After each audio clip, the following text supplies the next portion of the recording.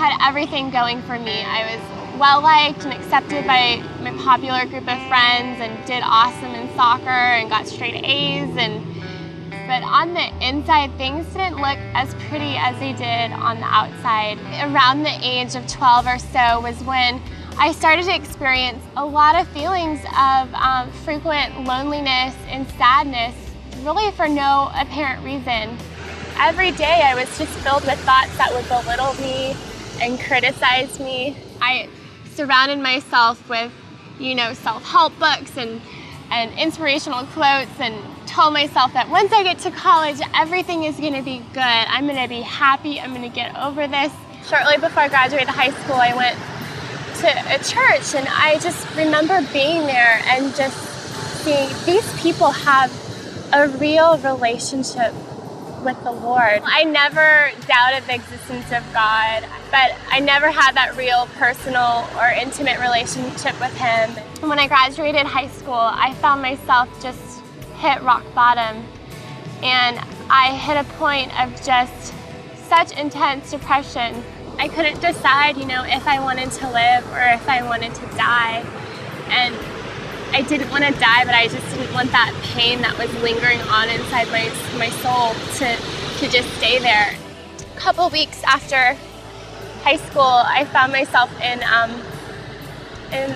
the hospital, in the psychiatric section of the hospital, signing papers that I was a danger to myself. Towards the end of the summer, I started to feel a little bit better, and there was a doctor who told my parents, it might be good for me to just go back east to the university that I had been accepted to, and that was probably the best thing, and I would get over this, the medication would kick in.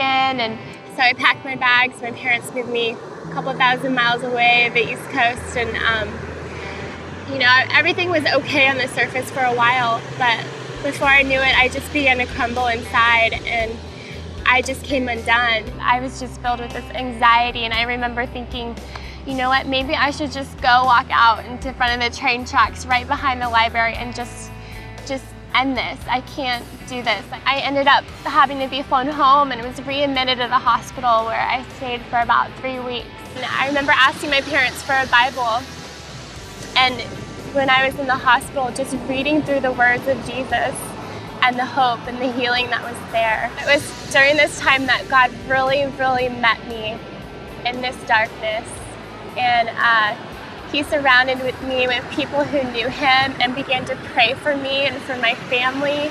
I began to feel better and be lifted out of this place of depression. I started to going to church, and it was there that I really entered into a real personal relationship with Jesus. I remember reading my Bible one night, and I came across Psalm 139, and I came across this most beautiful verse that said, "I will praise you because I am fearfully and wonderfully made." As alone as I felt just going through that storm, the reality was that I was not alone, and that God was experiencing my sorrow and my sadness right along with me.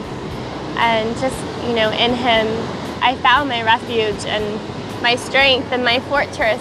Bit by bit, He gave me just a heart for a ministry that would just pour His love and His truth upon young women in our society today. And while doctors are limited in their ability to perform healing, we serve a God who is not, and He can set us free from that. And He has done that in my life, and I spend my days just with authentic joy, and God has redeemed me and saved me.